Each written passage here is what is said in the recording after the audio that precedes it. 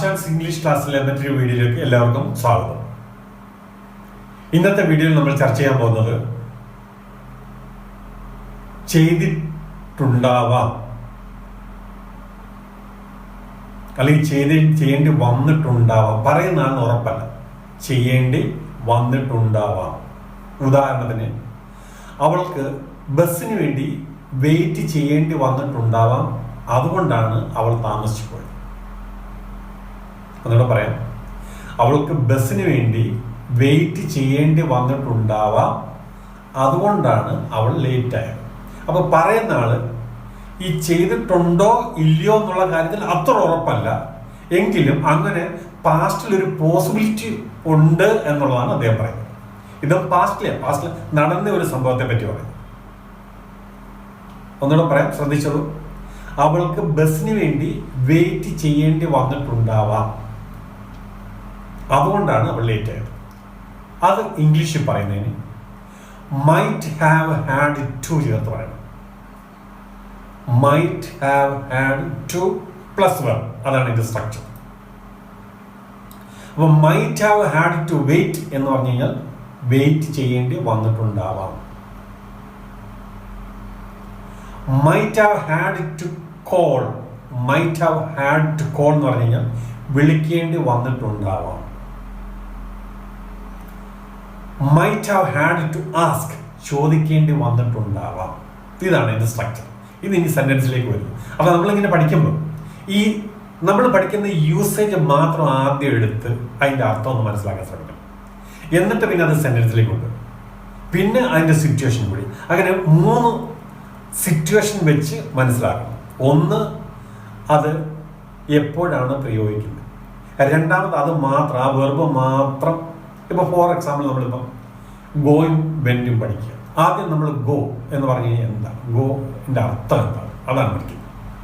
പിന്നെ വെന്റിന്റെ അർത്ഥം എന്താണ്, അതൊരു സെന്റൻസിൽ കൊണ്ടുവരുമ്പോൾ ആ സബ്ജക്റ്റിനോട് ചേർന്ന് വരുമ്പോൾ അതിന്റെ അർത്ഥം എങ്ങനെ വരും, പിന്നെ അതിന്റെ വേരിയസ് ഫോംസ് എന്ന് പറയുന്ന പോലെയാണ് ഈ വക യൂസേജ്. ഇത് അഡ്വാൻസ് ലെവലിലുള്ളതാണ് ഗ്രാമർ. ഈ കണ്ടീഷണൽ പെർഫെക്റ്റ് എന്ന് പറയുന്ന ആ ഫ്രേസൽ വെർബ്സ് ആണ് ഇത്. might have had to plus V1 form of the verb. She might have had to wait for the bus, that's why she was late. അവൾക്ക് ബസ്സിന് വേണ്ടി വെയിറ്റ് ചെയ്യേണ്ടി വന്നിട്ടുണ്ടാവാം, അതുകൊണ്ടാണ് അവൾ ലേറ്റ് ആയത്. അപ്പോൾ ഒന്നുകൂടെ പറയാം, സംസാരിക്കുന്ന ആളിന് പാസ്റ്റിലെ ഒരു സംഗതിയുടെ റീസൺ പറയണം. ആ റീസണിന്റെ പോസിബിലിറ്റി അത്ര ഉറപ്പോടുകൂടിയല്ല, എന്നാൽ അങ്ങനെ സംഭവിച്ചിട്ടുണ്ടാവാം എന്ന് പറയുന്നത്. അങ്ങനെ ഒരു പ്രവൃത്തി ആ സെന്റൻസിലെ സബ്ജക്റ്റിന് ചെയ്യേണ്ടി വന്നിട്ടുണ്ടാവാം. ഓക്കെ, ഇനി നമുക്ക് എക്സാമ്പിളിലേക്ക് കടക്കാം. Examples: he might have had to starve, അയാൾക്ക് പട്ടിണി കിടക്കേണ്ടി വന്നിട്ടുണ്ടാവാം. അപ്പൊ ആ സെന്റൻസിൽ might have had to starve. She might have had to borrow, അവൾക്ക് കടം എടുക്കേണ്ടി വന്നിട്ടുണ്ടാവാം, അല്ലെങ്കിൽ കടം എടുത്തിട്ടുണ്ടാവാം. ഇങ്ങനെയുണ്ട്. അതായത് ഈ പറയുന്ന പോലെ അല്ല, അതിൻ്റെ വേറെ ആവും. കടം ചോദിച്ചിട്ടുണ്ടാവും, കടം എടുത്ത് കാണുമായിരിക്കും,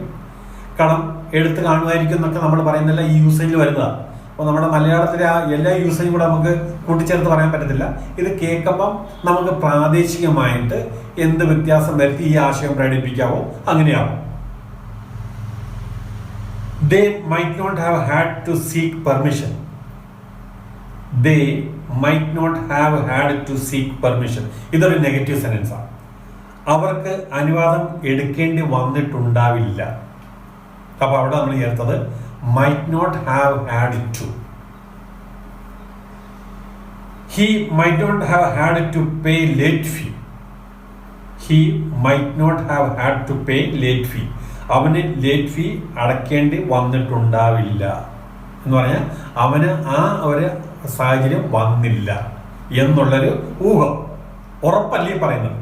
ഈ മൈറ്റ് ചേർത്ത് പറയുമ്പോൾ നമ്മൾ മേയും മൈറ്റും ഒക്കെ ചേർത്ത് പറയുമ്പോൾ ഒരു ഉറപ്പോടുകൂടി പറയുന്നതല്ല. She might have had to wait for him. അവൾക്ക് അവന് വേണ്ടി വെയിറ്റ് ചെയ്യേണ്ടി വന്നിട്ടുണ്ടാവാം. അപ്പോൾ ഈ പറഞ്ഞ യൂസേജൊക്കെ നിങ്ങൾക്ക് മനസ്സിലായി കാണുമെന്ന് വിശ്വസിക്കുന്നു. നിങ്ങൾ ഈ സെൻറ്റൻസുകൾ എഴുതി പല പ്രാവശ്യം ഒന്ന് വായിച്ച്, ഞാൻ എപ്പോഴും പറയാറുള്ള പോലെ ഇത് ആ ഫ്രേസ് ഒന്നിച്ച് പറഞ്ഞ് നല്ല സ്റ്റൈൽ ഇംഗ്ലീഷ് പറയുന്ന പോലെ ആവുന്നത്. വളരെ സിമ്പിളാണ്. കാര്യം നിങ്ങൾക്ക് മനസ്സിലായി. ഇതിനകത്ത് there are no difficult words, everything is very simple. അപ്പം അത് സിമ്പിളായിട്ട് തന്നെ പഠിക്കുക. പക്ഷേ ഈ ഫ്ലോ വിട്ട് കളയരുത്. പിന്നെ നിങ്ങളിത് ഒന്ന് ഡിസ്കസ് ചെയ്യുന്നത് നന്നായിരിക്കും. നിങ്ങളുടെ ഫ്രണ്ട്സുമായിട്ട് ഈ യൂസേജിനെ പറ്റി ഒന്ന് ഡിസ്കസ് ചെയ്താൽ നിങ്ങൾക്ക് പെട്ടെന്ന് അതങ്ങ് മനസ്സിൽ പതിയും. അതിനുവേണ്ടി നിങ്ങളുടെ ഫ്രണ്ട്സിനോട് പറയുക, അവരും ഈ ചാനൽ കാണുന്നവരോട് ചോദിക്കുക കാര്യങ്ങൾ. അപ്പം അങ്ങനെ ഒരു ഗ്രൂപ്പ്, മിനിമം ഒരു 3-4 പേരുടെ ഒരു ഗ്രൂപ്പ് ആകുമ്പം, അതായത് ഒരു ഗ്രൂപ്പിൽ കുറച്ച് നല്ലോണം അറിയാവുന്നവരുണ്ട്, കുറച്ച് മനസ്സിലായവർ കാണും, തീരെ മനസ്സിലാവാത്തവരുണ്ട്. അപ്പോൾ ഇവരങ്ങ് മേക്കപ്പ് ആവും. ഈ നല്ലവണ്ണം മനസ്സിലാക്കിയ വ്യക്തിയിൽ നിന്നും കുറെ കൂടി കാര്യങ്ങളൊക്കെ കേട്ട് ഇതങ്ങ് തറവും. ഓക്കെ, അപ്പോൾ അത് റെഗുലറായിട്ട് നിങ്ങൾ പ്രാക്ടീസ് ചെയ്യണം. പ്രാക്ടീസ് ചെയ്താൽ ഈസി ആയിട്ട് ഇംഗ്ലീഷ് കൈകാര്യം ചെയ്യാൻ സാധിക്കും. പിന്നെ ഇംഗ്ലീഷ് പഠിക്കുക എന്നുള്ള എല്ലാവരുടെയും ഒരു സ്വപ്നമല്ലേ. നല്ലവണ്ണം ഇംഗ്ലീഷ് സംസാരിച്ചു കഴിഞ്ഞാൽ ഒരു ITIക്കാരനും ഒരു MTechക്കാരനും നമ്മൾ ഒരു വ്യത്യാസമൊന്നും നോക്കും. സർട്ടിഫിക്കറ്റ് ചോദിക്കുമ്പോൾ മാത്രമേ അത് വ്യത്യാസം എടുക്കൂ, അല്ലേ? നിങ്ങളൊന്ന് ആലോചിച്ച് നോക്കി.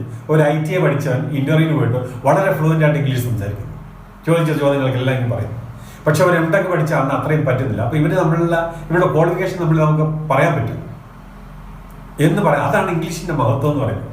പ്രത്യേകിച്ചും നമ്മൾ ഒരു MNC ലെവലിലൊക്കെ ജോലിക്കൊക്കെ ശ്രമിക്കുന്നു. ഇത് പ്രത്യേകിച്ച് ഇന്നെടുത്ത സംഗതികൾ, ഇതുപോലത്തെ വേറെ വീഡിയോസ് നേരത്തെ ഇട്ടിട്ടുണ്ട്. അതും കൂടെ ഒന്ന് നോക്കി ഇതെല്ലാം നിങ്ങളൊന്ന് എഴുതി വെക്കണം. എഴുതി വെച്ചിട്ട് അതിൻ്റെ നേരെ അർത്ഥവ്യത്യാസം വെച്ചൊന്ന് നോക്കണം. പിന്നെ എന്തെങ്കിലും സംശയം ഉണ്ടെന്നുണ്ടെങ്കിൽ കമൻറ്റ് ബോക്സിൽ രേഖപ്പെടുത്തിയാൽ മതി, ഞാൻ എൻ്റെ എക്സ്പ്ലനേഷൻ തരാം. ഈ വീഡിയോ ഇഷ്ടപ്പെട്ട് കാണുമെന്ന് വിശ്വസിക്കുന്നു. ഇഷ്ടപ്പെട്ടെങ്കിൽ ഈ ചാനൽ സബ്സ്ക്രൈബ് ചെയ്യണം, പിന്നെ ഒന്ന് ലൈക്ക് ചെയ്യണം, അതുപോലെ തന്നെ ഷെയർ ചെയ്യണം. നിങ്ങളുടെ കൂട്ടുകാർക്കും കിട്ടിയിട്ടേ. വേറൊരു വീഡിയോ ആയിട്ട് വരുന്നതുവരെ good bye. Thank you very much.